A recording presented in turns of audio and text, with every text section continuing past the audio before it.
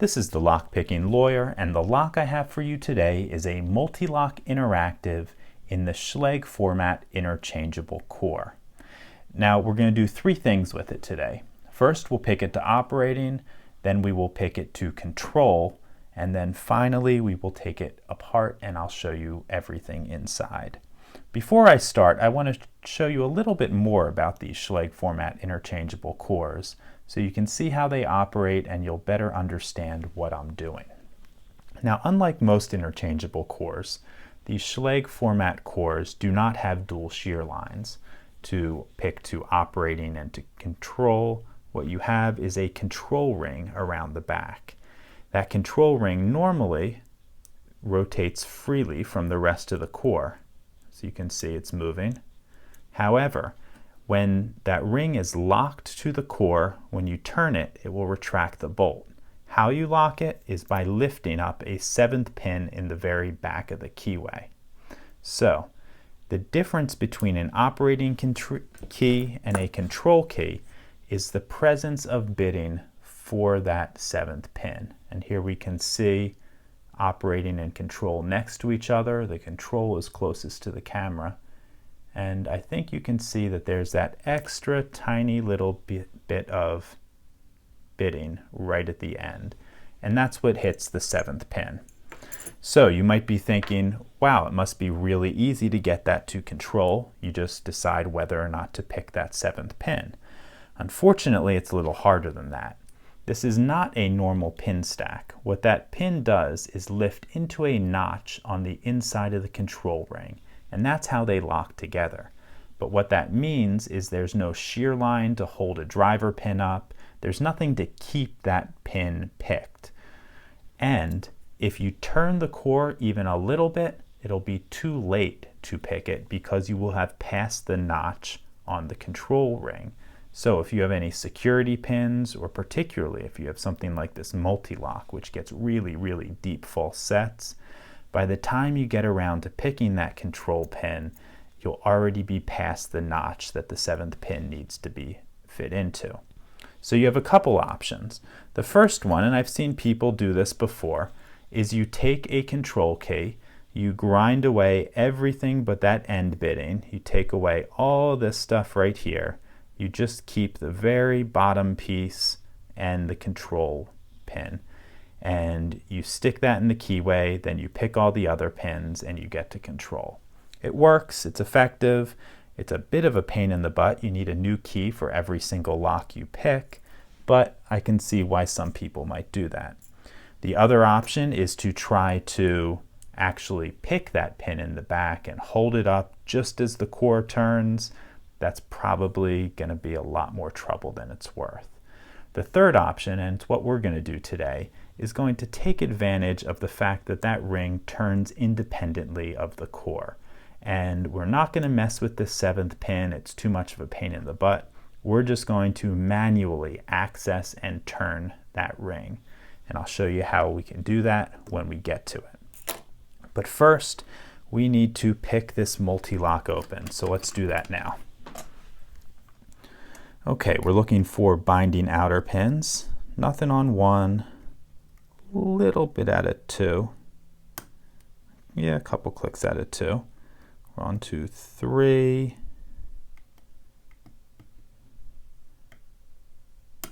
Okay, got a couple clicks out of him. He definitely felt serrated. Okay, that was 4. 5. Okay, back. Let's see, I think 2 was getting our pin stuck on it, or our pick stuck on it. So let me try lifting that a little bit.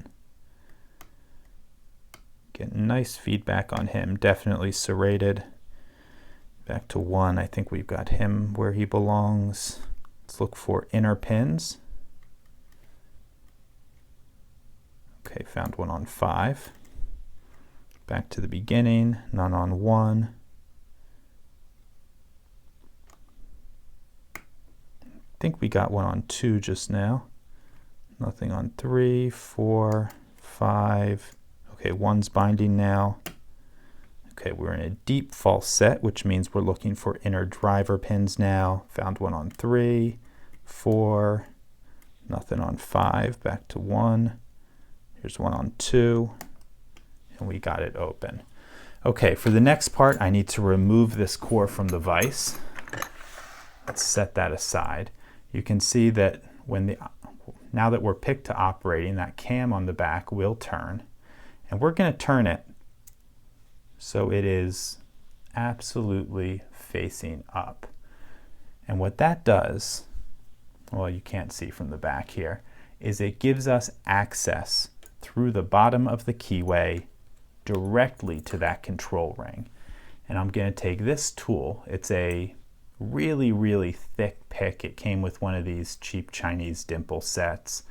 It's something that you would think is absolutely useful, but I have found that it's useful in so many strange applications, and this is one of them. I'm going to stick it all the way back, press up into that notch I talked about in the control ring, and turn the control ring manually. There we go. And let me do that again while we have this whole thing apart. So you can see that little ring rotating and the notch and the bolt retracting. Okay, so let's relock this and gut it, and I'll show you everything inside.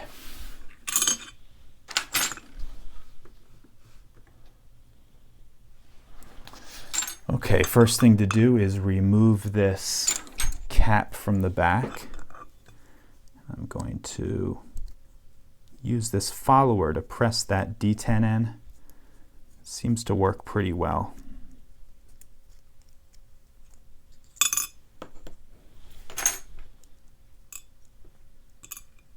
Okay, now let's get a key and a follower.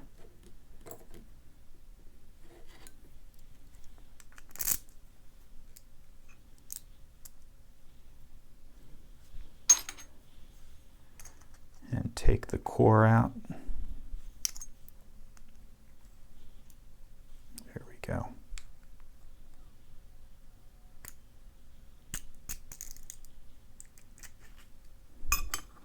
Okay, and just looking at that core, let me give you a zoom in real quick. You can see that 7th control pin all the way at the back. And if I take this key out altogether, you can see that this pin is right at, well, it's really close to the shear line. I guess not quite at it. But all you have to do is lift it a tiny little bit with that control key, and that's what locks it into the ring. Okay, let's dump all these key pins out.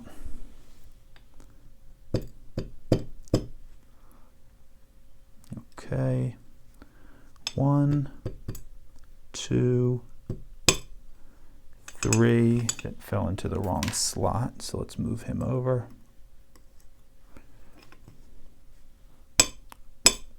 4.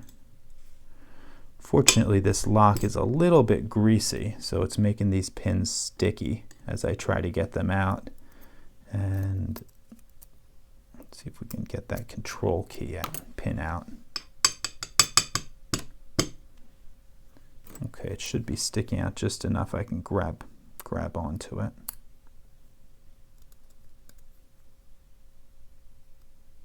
There we go. Okay, I'll put that in chamber 6.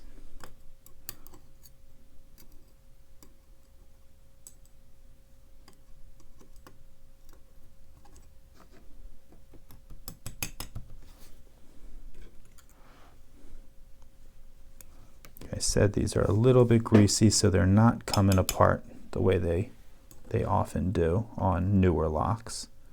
But that really doesn't affect the picking very much, just our disassembly. Okay, let's get the driver pins out.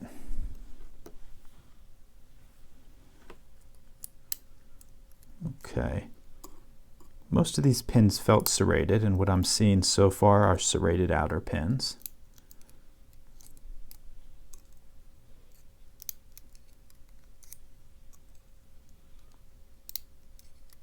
Yep, and all of them are serrated. Okay, let's take this control ring out now. And Okay. If we look at this, you can see that tiny little notch I was talking about. And there's actually a hole in that. And that hole accepts this tiny little pin. And that's actually what actuates the bolt itself. But the key piece to all of this is the notch you see in that ring. And that notch is where I inserted the tool to turn that control ring manually. Okay, I think that's everything. Let me give you a close-up of everything we have here. Okay, you can see on our key pins, all of them are standard. On the driver pins, we have 5 serrated outer pins and looks like all standard inner pins. Moving over to slot 6, that is our control pin. And when you lift that up, it fits into the notch in the ring that you see right there. Now moving over to our core, it differs from other multi-locks because we have the hole for that control pin. And then we have drill protection above and below the keyway. And it looks like we might be missing a piece of drill protection right in front of the pin stack. But other than that, pretty normal. Okay, this has been our Mul-T-Lock Interactive Schlage Format Interchangeable Core. If you have any questions or comments, please put them below. If you liked this video and would like to see more like it, please subscribe. And as always, have a nice day. Thank you.